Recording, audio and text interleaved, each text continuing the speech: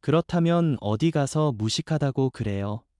제가 말을 안 하니까 시엄미를 우습게 보냐? 너 그렇게 지적질하는 거 안 고치면 예쁨 못 받아.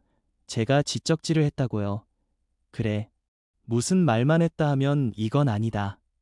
이렇게 해라 하면서 말이야. 내가 시엄마 하던 가지는 뭐가 그렇게 잘났어? 대답해봐. 꿀 먹은 병아리처럼 서 있지 말고. 어머님, 꿀 먹은 병아리가 아니라 벙어리예요. 벙어리? 뭐야? 병아리가 꿀을 왜 먹어요? 왜 자꾸 그래? 왜 자꾸 지적질이야? 그래. 나 못 배워서 무식하다. 그런 말 하나도 몰라. 됐냐? 너는 뭐가 그렇게 잘났어? 공부 좀 했다고. 시험이 무시하는 게 내가 말하는 교양이냐? 무시한 적 없어요. 누가 언제 맞춤법 알려달라고 그래? 내가 며느리지 선생이야. 오늘 이야기 속 주인공은 69세 박규순 씨입니다. 그리고 그녀의 아들과 며느리에 관한 이야기이죠. 박 씨는 어려서 못 배운 것이 아니었습니다. 그것이 박 씨의 탓은 아니었고 가난한 탓이었죠. 그렇게 부끄러워하고 싶지 않지만 살다 보면 무식한 것이 창피할 때가 종종 있었습니다. 남들이 박 씨의 가방끈이 짧은 걸 알아챌까 봐 자꾸만 눈치를 보게 되었습니다. 실제로 비슷한 이유로 지인들과 싸운 일도 있었기에 되도록이면 말을 아끼려고 노력했습니다. 하지만 가족에게까지 무시당하는 것은 참을 수가 없었습니다. 우리 가족을 통틀어서 가방끈이 가장 길 것 같은 며느리였습니다. 똑똑하고 당차서 좋았지만 그것 때문에 이렇게 시모를 무시할 줄은 몰랐습니다. 말끝마다 지적질에 가르치려 드는 며느리 때문에 며느리와 대화하는 것이 피곤했습니다. 이 나이에 며느리에게 무식하다는 말까지 들으면서 살아야 되나 회의감도 들었습니다. 희받침을 시옷받침으로 쓰면 세상이 무너지는 것도 아니고 남에게 피해를 주는 것도 아닌데 이토록 사람에게 무안을 주나 싶었습니다. 아무리 못 배웠어도 박 씨가 시어머니인데 말이죠. 모멸감이 들었습니다. 며느리와는 겸상도 하기가 싫었습니다. 이런 기분은 또 처음이었습니다. 박 씨는 다시는 며느리를 안 보고 살고 싶었습니다. 아무리 잘난 며느리라도 시부모 알기를 똥으로 아는 사람과는 가족으로 살고 싶지 않았습니다. 박 씨는 아들 하나, 딸이 하나 있었습니다. 둘 다 결혼을 해서 가정을 꾸려서 지금은 박 씨 부부 둘이서 지내고 있었습니다. 박 씨는 처음 며느리를 소개받았을 때 무척 마음에 들었습니다. 대학교가 아니고 그 다음 대학원까지 나왔다고. 그러면 우리 명진이보다도 가방끈이 기네. 그렇죠. 아이고 잘난 딸 둬서 부모님이 너무 좋으시겠어. 며느리는 아들과 동갑이었는데 언뜻 보아도 무척 똑똑해 보였습니다. 일자로 자른 단발머리에 눈동자가 선명하고 또렷해서 어릴 때 똘망하다는 소리를 많이 들었을 것 같았습니다. 예쁘기만 하고 머리가 텅 빈 여자들과는 차원이 달라 보였습니다. 대학원을 졸업했다는 얘기를 들어서 그런가 더 그렇게 보였습니다. 우리 명진이 잘 부탁해. 저야말로 잘 부탁드려요. 박 씨는 며느리를 보며 흐뭇하게 웃었습니다. 주변 친구들의 며느리도 몇 봤는데 결코 박 씨의 며느리보다 잘나 보이는 인물이 없었습니다. 그래도 며느리가 아들보다 잘나면 난 좀 싫을 것 같은데 그래서 주변에 자랑을 했더니 반응이 어이가 없었습니다. 며느리가 더 잘나긴 뭘 잘나? 우리 아들도 어디 가서 빠지는 스타일 아니잖아. 며느리가 돈 잘 번다고 그랬잖아. 지인의 말에 잠시 할 말을 잃었습니다. 며느리 자랑을 한다고 얼마 번다는 말까지 했는데 아들과 비교를 하니까 괜히 말했나 싶었습니다. 돈이 전부가 아니지. 얼마나 똑 부러지는지 몰라.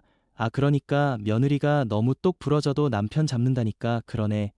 그건 못 배운 것들이나 그러는 거지. 우리 며느리는 교양이 있어 가지고 남편 위할 줄 알고 그래.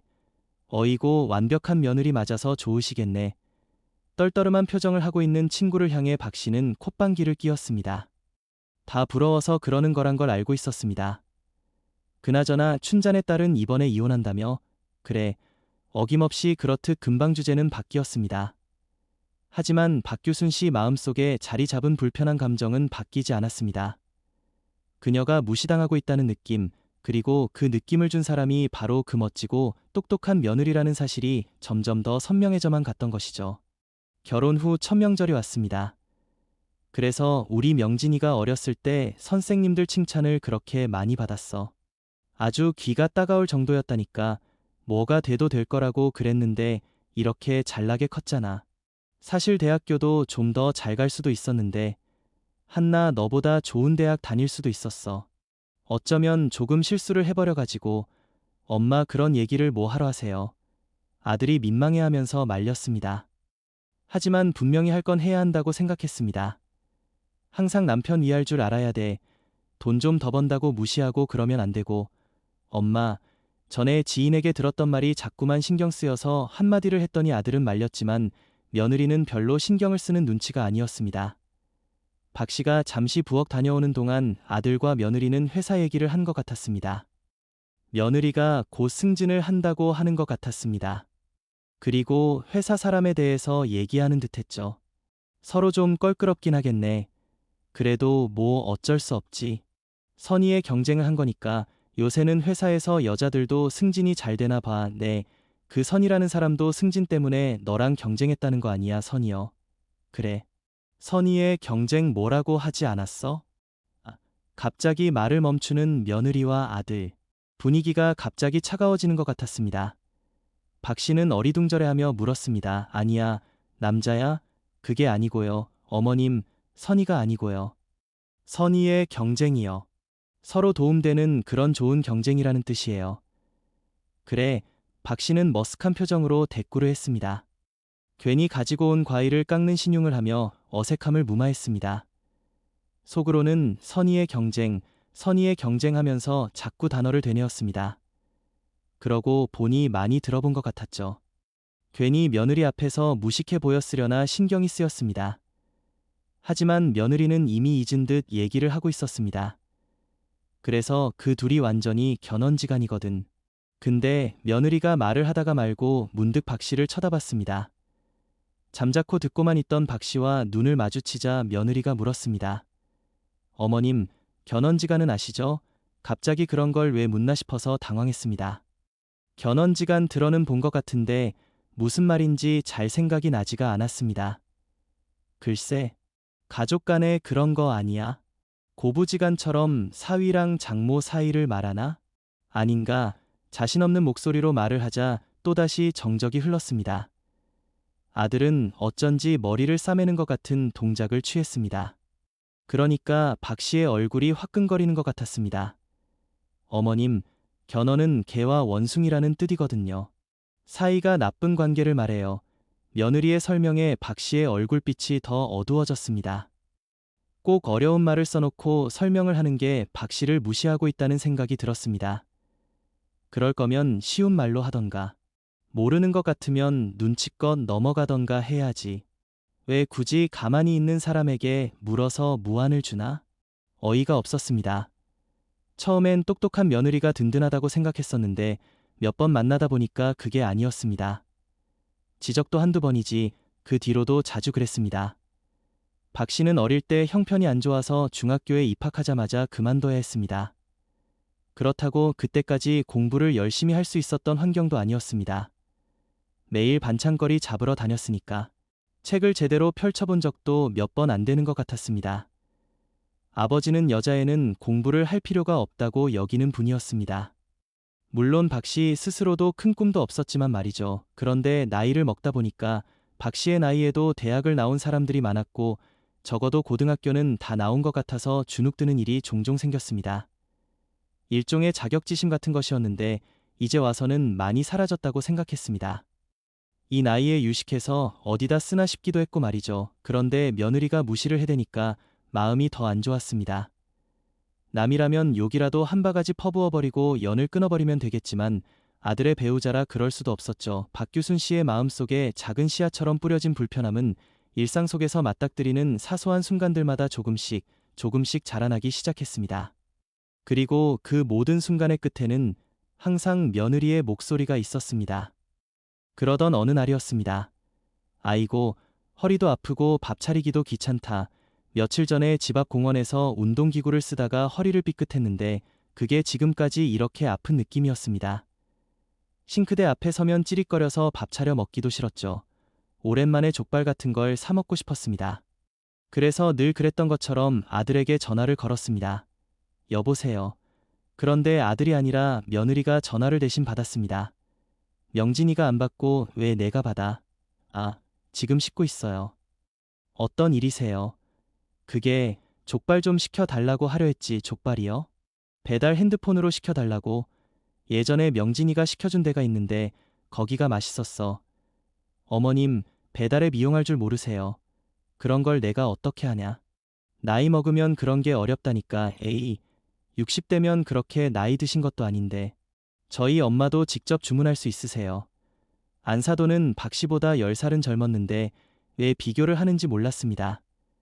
안사도는 대학 나와서 그런 것도 잘 다루나 봅니다. 박 씨는 아니었습니다. 휴대폰도 영상을 보거나 전화, 문자 메시지밖에 사용하지 않았습니다. 나는 못한다니까 그러네. 명진이나 좀 바꿔줘라. 잠시 침묵이 흘렀습니다. 며느리는 말이 없었지만 어쩐지 박 씨는 그 침묵이 꼭 박 씨를 놀리는 것 같았습니다. 요즘엔 70대 어르신들도 하던데 그 말에 박 씨는 기분이 상했습니다. 그러면 박 씨가 70대보다도 못하단 소리를 하고 싶은 것인지 며느리는 하고 싶은 말은 참지 않았고 걸러서 하는 법이 없었습니다.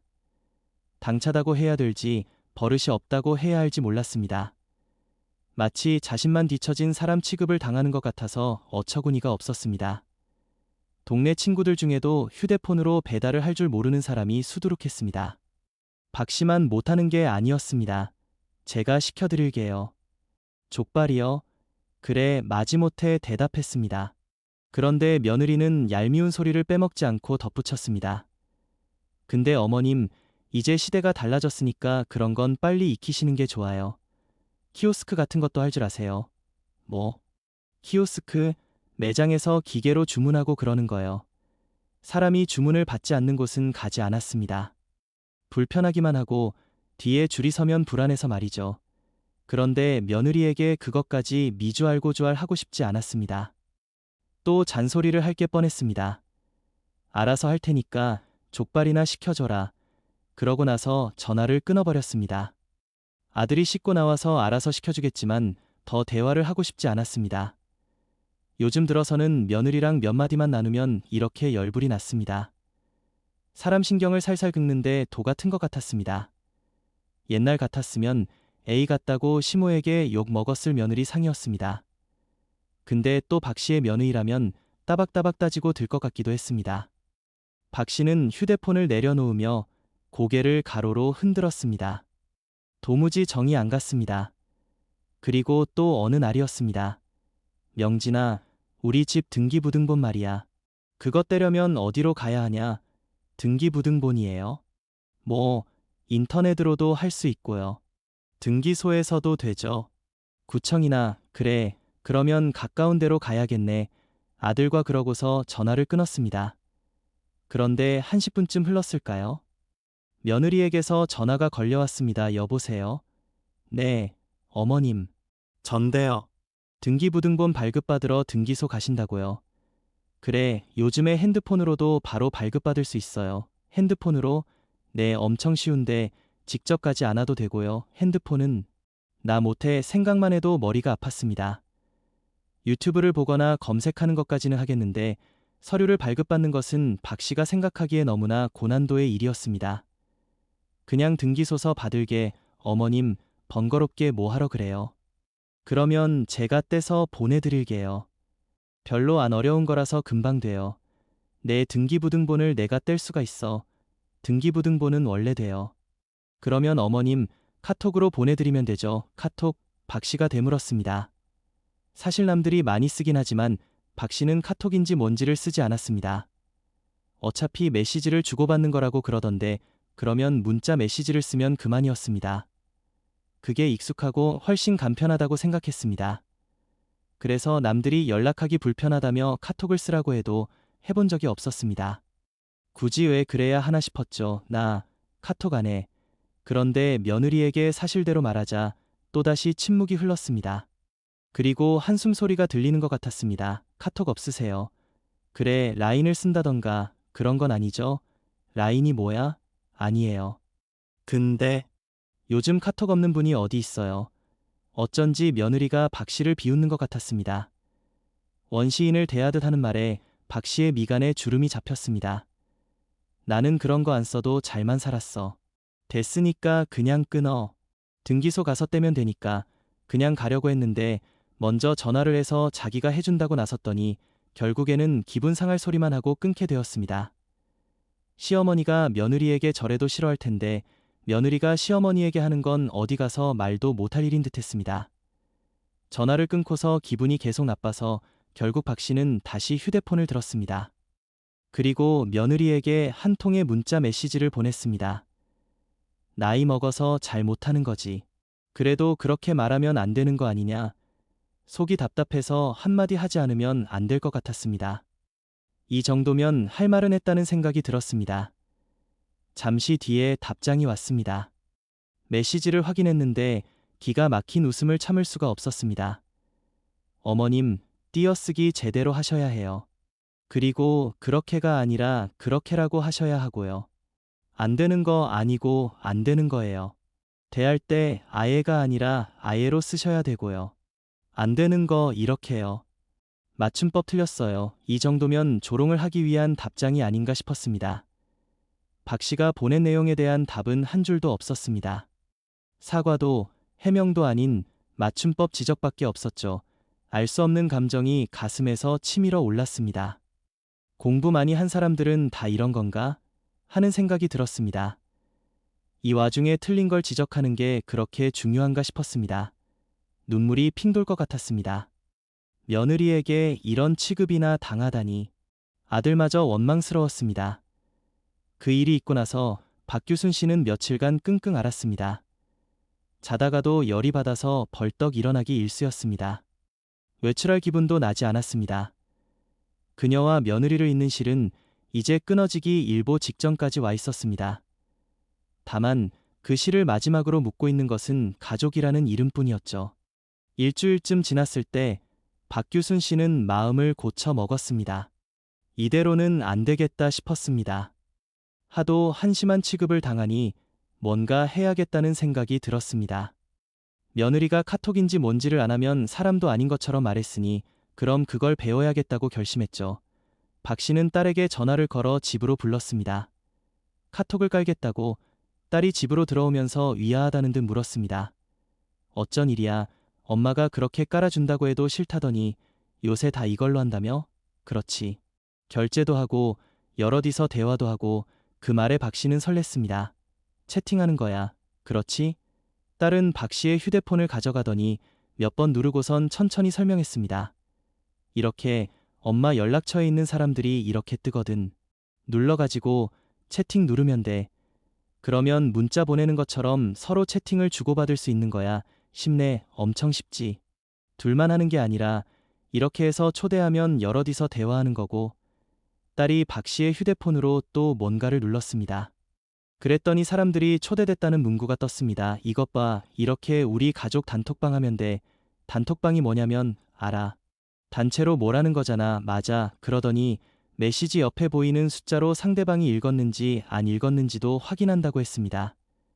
문자 메시지보다 훨씬 빠른 것 같았습니다. 세상 참 좋아졌다.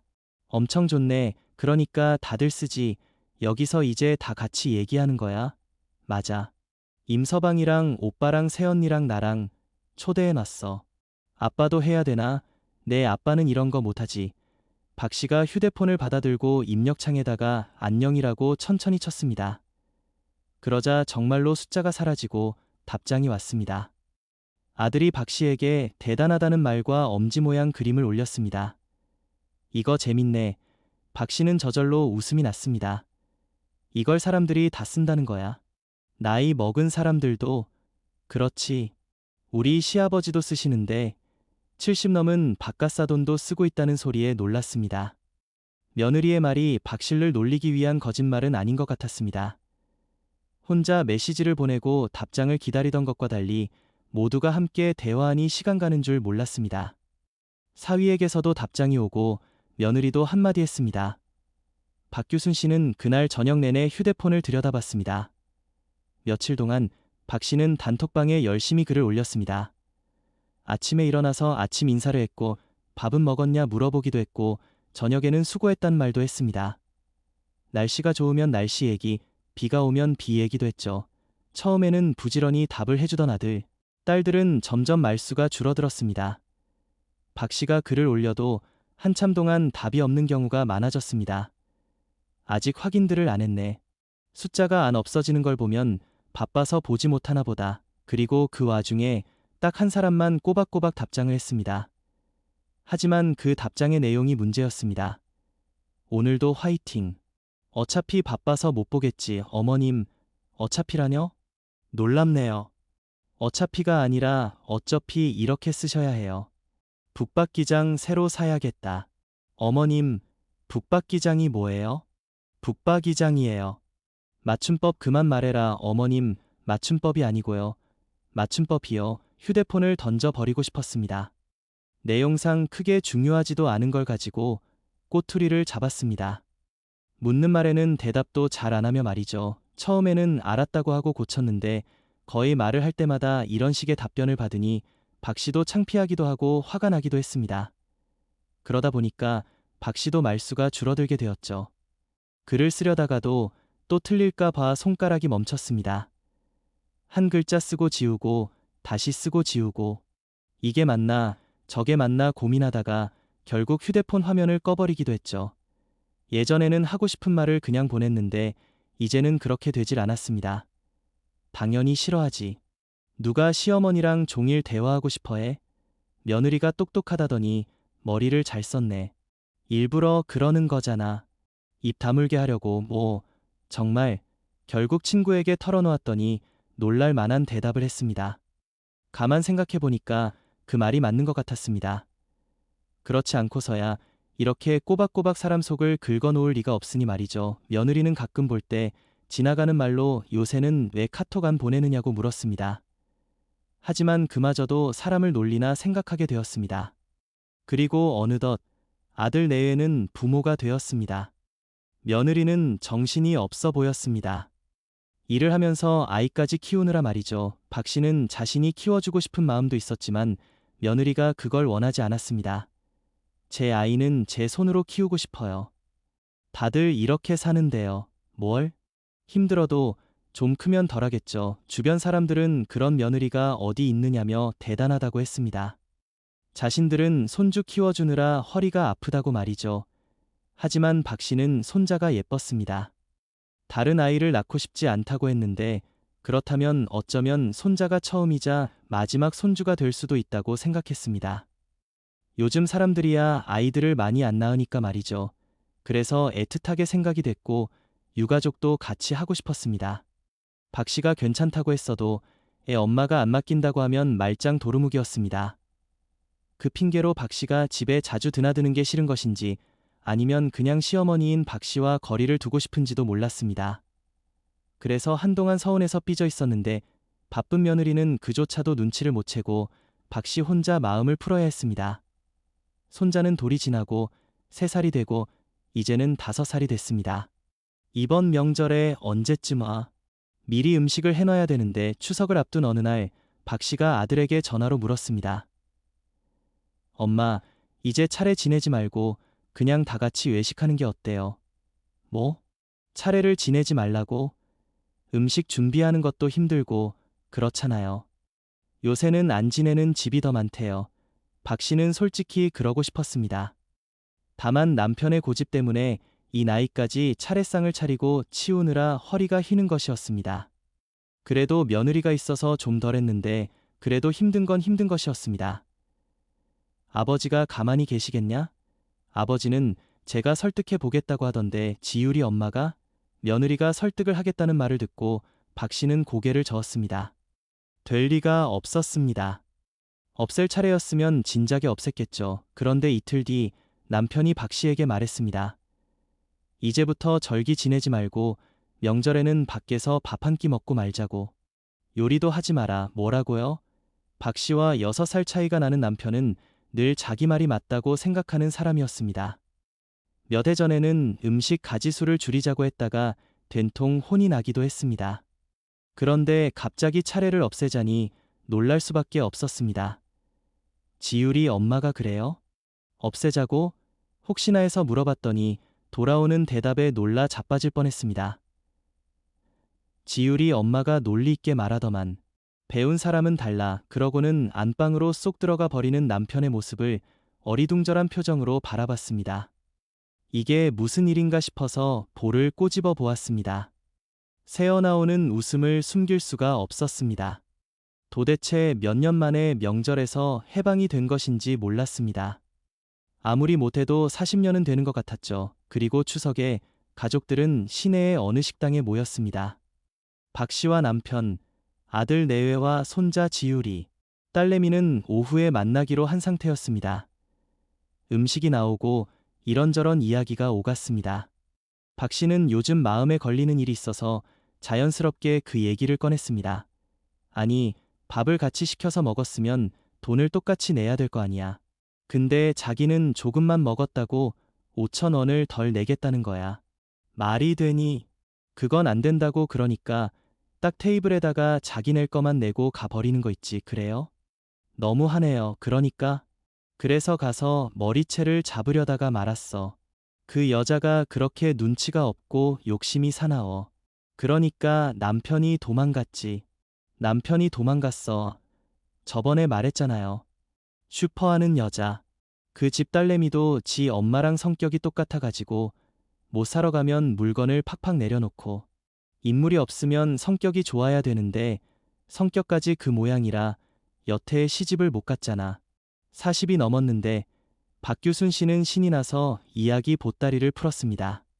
오랫동안 알아온 동네 지인과 다툰 이야기였습니다. 없는 데서 그렇게 말하는 거 친구분이 알면 서운하시겠어요. 며느리의 말에 박 씨의 눈이 새목골이 되었습니다.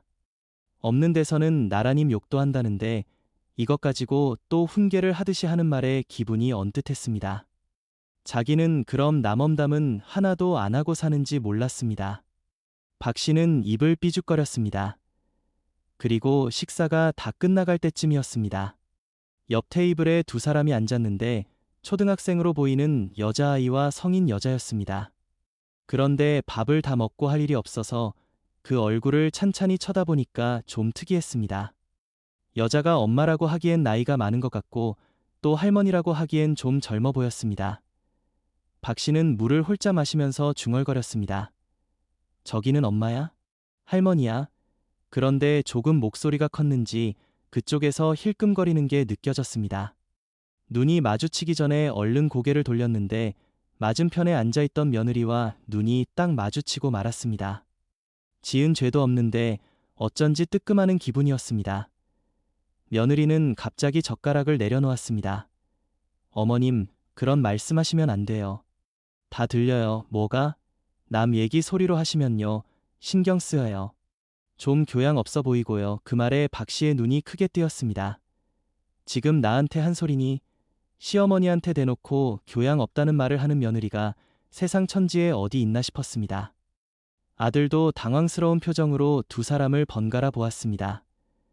아까부터 뒤에서 남 험담하시는 것도 듣기 불편했어요. 좋은 말씀만 하세요. 좋은 날에 참나. 너는 남 말 안 하고 사니? 그리고 아까는 혼잣말한 거야. 저도 들었는데요. 너는 끝까지. 밥 먹었으면 일어나자. 박 씨가 화를 내며 자리를 박차고 일어났습니다. 그렇게 어영부영 식사 자리가 끝났습니다. 카페를 간다기에 박규순 씨는 남편과 함께 그냥 먼저 집으로 와 버렸죠. 며느리가 뒤통수에다 대고 조심히 가시라고 했지만 돌아보지 않았습니다. 시어머니가 화가 났는데 뭐가 저렇게 태어난지 몰랐습니다. 꼭 심장이 없는 사람 같았습니다. 저 녀석은 바늘로 찔러도 피 한 방울 안 나올 거야. 남편은 대답 없이 혀를 차고 말았습니다. 집에 돌아온 박 씨는 분이 풀리지 않았습니다. 교양이 없다니. 거실을 왔다 갔다 하며 속으로 새기지만 가라앉질 않았죠. 결국 또 휴대폰을 집어들었습니다. 카톡으로 들어가서 단톡방에다가 메시지를 보냈습니다. 지율 엄마, 내가 너 있다고 한 것도 아닌데 왜 그러냐? 전송 버튼을 누르고 잠시 기다렸습니다. 그리고 언제나처럼 제일 먼저 며느리에게서 반응이 왔습니다. 어머님, 뒷담화가 아니라 뒷담화예요. 또다시 박 씨는 뒷목을 잡았습니다. 그 뒤로도 뭐라고 메시지가 오는 것 같았지만 화가 머리끝까지 나서 보지 않았습니다. 박규순 씨는 그 순간 마지막으로 연결되어 있던 끈이 똑 하고 끊어지는 소리를 들은 것 같았습니다. 그런데 며느리는 역시나 아무 생각이 없는 것 같았습니다. 어머님, 정말 죄송한데 토요일 오전에 지율이 좀 봐주실 수 있으세요? 뭐? 저 잠깐 회사 일이 있어야 되는데 지율이 아빠도 중요한 약속이 생겨서요. 그렇게 화를 냈었는데 애를 맡긴다고 너무나도 아무렇지 않게 얘기했습니다. 그러니까 오히려 거절하기가 힘들었습니다. 혼자서만 열을 내고 있는 것 같아서 말이죠. 그리고 손자를 봐주고 싶기도 했습니다. 모처럼 오붓하게 시간을 보낼 수 있기도 했고 말이죠. 참나. 그래. 알았다. 감사해요. 토요일 오전 박규순 씨는 버스를 타고 아들의 집으로 향했습니다. 초인종을 누르자 손자가 달려왔습니다. 아이고, 우리 아기, 박 씨는 손주를 안아 올렸습니다. 그새 컸는지 무거워졌습니다. 며느리는 외출할 채비를 하고 있었습니다. 외투를 입으며 며느리가 말했습니다. 어머님, 저 늦으면 점심은 냉장고에 있는 거 데워 드시면 돼요.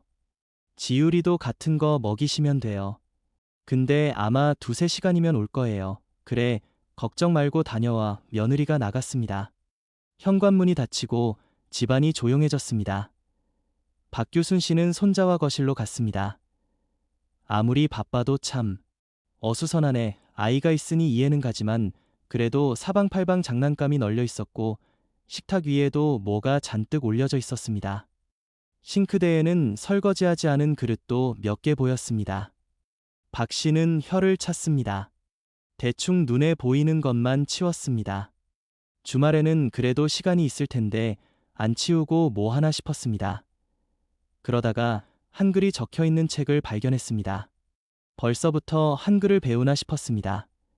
지유라, 할머니가 한글 가르쳐 줄까? 좋아. 글씨 쓰는 거 해볼까? 가, 나, 라. 박 씨의 말에 손자는 무척 좋아했습니다. 박 씨는 집안을 둘러보며 종이와 연필을 찾았습니다. 서재 책상 위에 메모지와 볼펜이 있었습니다. 그것을 가지고 거실로 돌아왔습니다. 박규순 씨는 손자 앞에 앉아서 한글을 적어 보여줬습니다. 기억이야? 기억. 따라 써봐. 놀이처럼 메모지에 한글을 쓰고 놀다 보니까 며느리가 금세 돌아왔습니다. 어머님, 뭐 하세요? 지율이랑 한글 공부하고 있었지. 한글이요? 그건 제가 가르쳐요. 하지 마세요. 지율이 좋아하는데 빨리빨리 배우면 좋지. 제가 제대로 가르치고 있으니까 어머님은 그냥 장난감으로 놀아주셔도 충분해요. 그 말이 왜 그렇게 꼬집는 말처럼 들리던지. 그러면 난 뭐 제대로 못 가르친다는 소리야. 박 씨의 얼굴이 굳자 며느리가 쳐다보았습니다. 그런 뜻은 아니었지만 잘 가르치실 것 같지는 않아요. 어머님도 맞춤법 많이 틀리시잖아요. 농담으로 한 소리인지 며느리의 목소리엔 웃음기가 있었습니다. 너 지금 나 비웃니? 아니요. 그런 거 아니에요. 며느리가 손을 내었습니다. 박 씨는 석연치 않아 했습니다. 박 씨도 며느리에게 한 방 먹이고 싶었습니다. 맨날 며느리만 잘난 상태로 끝나는 대화가 마음에 들지 않았습니다. 그나저나 집이 왜 이러냐? 일하면서 집안 살림은 하나도 안 하냐? 박 씨의 말에 며느리가 고개를 돌려 바라보았습니다. 어머님, 저 거의 매일 야근해요. 집을 반짝반짝할 정도로 깨끗하게 만들 시간이 없어요. 어머님, 아들 나무라세요. 오, 명진이가 왜 나와? 일이 빨리 끝나니까 집안일 해야죠. 그래도 여자가 집안일은 해야지. 너 매일 야근하면 지율이도 명진이한테 맡기니? 그럴 수밖에 없죠. 그러면 지율이 누가 봐요? 아빠가 봐야지. 야야, 애도 엄마 손을 타야 되는 거야. 아무리 일을 해도 애 보는 거랑 살림하는 건 여자 몫인 거야. 남편이 도와주면 고마운 거고 말이야. 네? 황당하다는 듯한 며느리의 목소리를 못 들은 척하며 말을 이었습니다.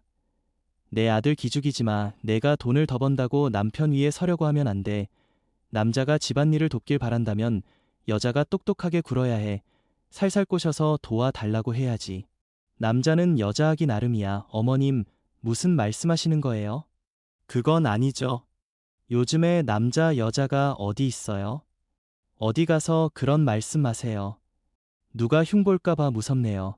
뭐야? 요즘에는 80대 어르신들도 그런 말 안 할 거예요. 어머님은 가만 보면 60대 같지가 않으세요. 말싸움으로는 며느리를 이길 수가 없었습니다. 가방끈이 길어서 그런가 한마디도 안 지으려고 했습니다. 내가 말을 안 하니까 시어머니를 우습게 보냐? 너 그렇게 지적질 하는 거 안 고치면 예쁨 못 받아. 제가 지적질을 했다고요. 그래. 무슨 말만 했다 하면 이건 아니다. 이렇게 해라. 하면서 말이야. 내가 시어머니 하던 가지는 뭐가 그렇게 잘났어? 며느리는 황당한 표정으로 대답을 하지 않았습니다. 대답해봐. 꿀먹은 병아리처럼 서 있지 말고. 그런데 심각하던 며느리의 표정이 실룩실룩하더니 피식 웃었습니다. 웃기다기보다는 어이없다는 표정이었습니다. 어머님, 꿀먹은 병아리가 아니라 벙어리예요. 벙어리? 뭐야? 병아리가 꿀을 왜 먹어요? 박 씨는 그 순간 눈앞이 새빨개졌습니다. 또였습니다. 이런 상황에도 맞춤법 지적을 해야 속이 시원한 병이라도 걸린 사람 같았습니다. 왜 자꾸 그래? 왜 자꾸 지적질이야? 그래. 나 못 배워서 무식하다. 그런 말 하나도 몰라. 됐냐? 너는 뭐가 그렇게 잘났어? 공부 좀 했다고 시어머니를 무시하는 게 내가 말하는 교양이냐? 무시한 적 없어요. 누가 언제 맞춤법 알려달라고 그래? 내가 며느리지, 선생이야. 박규순 씨는 더 이상 참을 수 없었습니다. 가방을 집어들고 현관으로 향했습니다. 어머님, 며느리가 불렀지만 박 씨는 그대로 신발을 신고 나와 버렸습니다. 내가 다시는 이 집에 오나 봐라. 아니, 다시는 너랑 말을 하나 봐라. 문이 쾅 닫혔습니다. 그날 이후 박규순 씨는 아들과 며느리에게 연락하지 않았습니다. 딸에게 물어서 카카오톡 지워버렸습니다. 화면에서 노란 아이콘이 사라졌습니다. 아들에게서 전화가 왔습니다. 박 씨는 받지 않았습니다. 메시지도 오는 것 같았지만 읽지도 않았습니다. 왜 또 그래? 그러다가 또 지율이 보러 갈 거면서 괜히 힘 빼지 마라. 남편마저 박 씨의 편이 아닌 듯했습니다. 남편이 박 씨의 심정을 알 리가 없었습니다. 남편도 고등학교는 졸업했기에 이런 기분을 느껴본 적이 없겠죠. 며느리도 박 씨에게 하는 것처럼 시아버지에게 지적질을 하지 않았으니 말이죠. 박 씨는 며칠간 거의 식음을 전폐했습니다. 밥맛이 없었습니다. 입안이 쓰고 목이 메었습니다. 밤마다 천장을 바라보며 뒤척였습니다. 지난 세월이 서러웠습니다.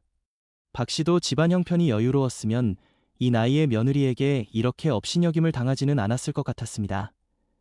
못 배운 게 그렇게 큰 죄인가?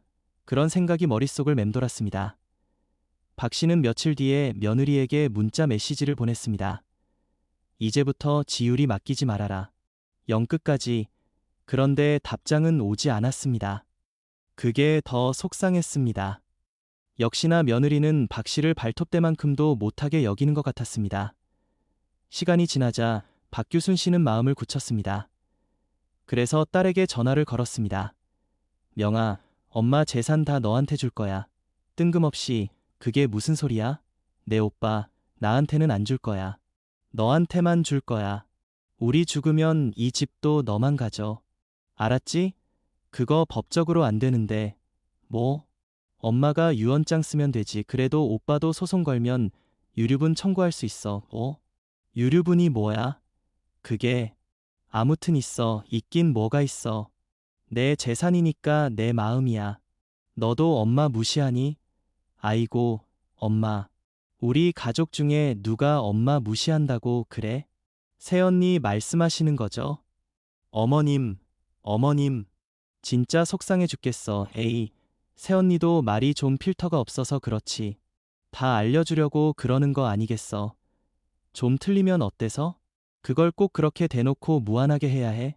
엄마, 알았어. 교양 없다고 하는 것도 그렇고. 그게 며느리가 시어머니한테 할 소리야. 아이고 엄마, 엄마도 나한테 전화해서 새언니 험담하는 거 그만하고. 듣기 안 좋아. 며느리 욕하고 다니면 오빠도 그렇고 지율이한테도 안 좋아. 나중에 지율이가 크면 엄마 좋겠어? 이제 말도 다 알아들을 나이인데. 새언니도 저번에 그랬잖아. 남 험담하지 말고 좋은 소리만 하라고. 내가 여태 솔직히 말을 못했는데 새언니가 바른 말하긴 하더만. 너도 똑같아. 박규순 씨는 전화를 끊어버렸습니다. 그 후로 딸에게서도 연락이 뜸해졌습니다. 혼자 남겨진 기분이었습니다. 남편도, 아들도, 며느리도, 딸도 똑같았습니다. 박 씨가 연을 끊겠다고는 했지만 손자 얼굴을 못 보는 것도 억울했습니다. 박규순 씨는 하루하루 칩거하며 지냈습니다. 남편의 말을 빌리자면 청승을 떨었다고 했습니다. 평생 안 보고 살 거 아니잖아. 오죽하게 그러지 말고 둘이 알아서 풀어. 다른 식구들도 불편하게 왜 그러는 거야? 그런 개새, 그런 애랑은 이제 가족 안 해요. 재산은 명의도 안 줄 거야. 다 쓰고 죽어야지. 자식놈들 다 필요 없어. 남편은 진지하게 듣지 않고 혀를 차고 말았습니다. 그런데 며칠 후 주말이었습니다. 남편은 친구들 만나러 간다고 나갔고 박규순 씨 혼자 고요한 집에 남아 있었습니다. 외로움에 몸부림치고 있었죠. 그런데 벼락같이 초인종이 울렸습니다. 지금 찾아올 사람이 없는데 의아했습니다. 인터폰 화면에 며느리의 얼굴이 보였습니다. 박 씨는 움찔했습니다. 왜 왔나 싶었습니다. 잠시 망설이다가 문을 열자 며느리가 들어왔습니다. 손에는 큼직한 쇼핑백을 들고 있었죠. 어머님, 뭐 하러 왔어? 다시는 안 보기로 했잖아. 지율이라도 맡기려고 그래. 내가 그때 문자로 분명히 그랬지. 안 맡아준다고. 아, 그 문제요. 맡긴다고 할 때는 마에다가 지읒 받침이 아니라 티읒 받침을 써야 해요. 박 씨가 소리치는데 며느리는 손에 들고 있던 쇼핑백을 식탁 위에 올려두었습니다. 박 씨가 경계하는 목소리로 무엇인지 묻자 며느리가 그 안에 든 것들을 꺼냈습니다. 웬 책들이었습니다. 시니어를 위한 국어, 어르신을 위한 맞춤법, 쉽게 배우는 띄어쓰기 책의 제목들을 읊어보니 기가 찼습니다. 어머님, 이제부터 주말마다 제가 올게요. 같이 공부해요. 뭐? 맞춤법이랑 글 쓰고 그러는 거요. 알려드릴게요. 며느리의 기세에 박 씨가 주춤 한 발짝 물러났습니다. 너 바쁘잖아. 요새는 주말에 시간이 좀 나요. 지율이는? 애 아빠가 보고 있죠. 박 씨는 애 남자한테 애를 맡기냐고 핀잔하지 않았습니다. 다만 천천히 책들을 눈으로 훑었습니다. 그리고 어머님이 읽으시면 좋을 책들도 몇 권 사왔어요. 교양책도 있고요. 재밌는 소설도 있어요. 꼭 읽어야 하는 것들이니까 시간 날 때마다 보세요. 아니, 갑자기 애. 그리고 모바일 뱅킹 하는 법도 알려드릴게요. 은행 안 가고도 돈 보내는 거요. 배달앱도 같이 깔아요. 박규순 씨는 할 말을 잃었습니다. 여전히 며느리는 박 씨의 대답을 기다리지 않고 말을 이었습니다. 나중에는 밖에 나가서 키오스크 쓰는 것도 연습해요. 요즘 식당에 가면 기계로 주문하는 데가 많잖아요. 같이 해봐요. 갑자기 왜 이래? 며느리가 잠시 숨을 고르더니 말했습니다. 어머님, 저는 어머님 무시한 적 딱 한 번도 없어요. 뭐? 맞춤법 고쳐드린 거. 혹시 다른 사람들이 보고 다르게 생각할까 봐요. 요즘엔 맞춤법 틀리면 손가락질 하는 사람 많거든요. 그래서 도와드리고 싶었어요. 가족이니까요. 가족이라는 말에 박 씨가 눈을 부릅뜨었습니다. 근데 제가 방법이 잘못됐나 봐요. 어머님 기분을 생각 못했어요. 제가 성격이 좀 그래요. 감정보다는 사실이 우선인 성격이라 명진 씨가 매번 뭐라고 하는데 잘 고쳐지지가 않네요. 죄송해요. 어머님. 제가 잘못했어요. 박규순 씨는 한동안 아무 말도 하지 못했습니다. 머릿속이 복잡했습니다. 며칠 동안 며느리를 원수처럼 생각하고 지냈는데 이런 말을 들을 거라고는 생각지도 못했습니다. 다시 시작해요. 어머님. 저도 노력할게요. 어머님도 같이 노력해봐요. 아니, 노력해보시는 게 어때요? 며느리의 말투가 조금 부드러워졌습니다. 어쩐지 부끄러워지는 기분이었습니다. 나는 내가 국민학교밖에 못 나와서 내가 날 무시하는 줄 알고 학벌로 사람 무시하고 그런 교양 없는 사람 아니에요. 그리고 대신 어머님은 어린 나이에 농사 지으시면서 열심히 사셨잖아요. 누가 무시를 해요. 며느리는 정말로 이해가 안 간다는 표정을 짓고 있었습니다. 며느리는 빈말을 하지 못하는 사람이었습니다. 남 기분을 생각해서 말을 꾸며내지 못한다는 건 누구보다도 박규순 씨가 가장 잘 알았습니다. 그러니까 며느리가 진정으로 그렇게 생각하고 있다는 걸 알았습니다. 지율이는 전처럼 내가 가끔씩 봐줄게. 안 봐주겠다고 한 건 진심 아니야. 감사해요. 그럼 오늘은 첫날이니까 이거 같이 읽어볼까요? 며느리가 책 한 권을 손에 들며 말했습니다. 박 씨는 고개를 끄덕였습니다. 그렇게 바쁘다면서 소중한 주말을 박 씨에게 쓰겠다는 며느리가 더 이상 못된 여시처럼 보이지 않았습니다. 이렇게 보니까 순한 구석이 있는 것 같기도 하고 어쩐지 정의롭습니다. 근데 내가 진짜로 너 미워서 험담한 적은 없다. 뜬금없는 박 씨의 말에 며느리는 태연하게 대답했습니다. 알아요. 끊어질 것 같았던 고부관계의 끈은 새로운 매듭으로 다시 이어졌습니다. 어쩐지 예전보다 원만한 관계가 될 것 같았습니다. 아들이 결혼을 잘했다고 생각했습니다. 그렇게 똑똑하고 돈 잘 벌고 애 잘 키우고 시부모 생각하는 며느리가 어디나 싶었습니다. 주책 없다고 욕할지는 모르겠지만 이제서야 며느리가 제대로 보이는 것 같았습니다. 어쩐지 쑥스러웠습니다. 이제부터 며느리가 하는 조언을 지적질이라고 넘겨듣지 않기로 했습니다.